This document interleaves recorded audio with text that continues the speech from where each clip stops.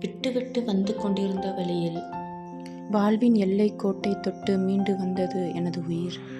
ஒட்டுமொத்த சக்தியும் கரைந்தது என் உடலில்.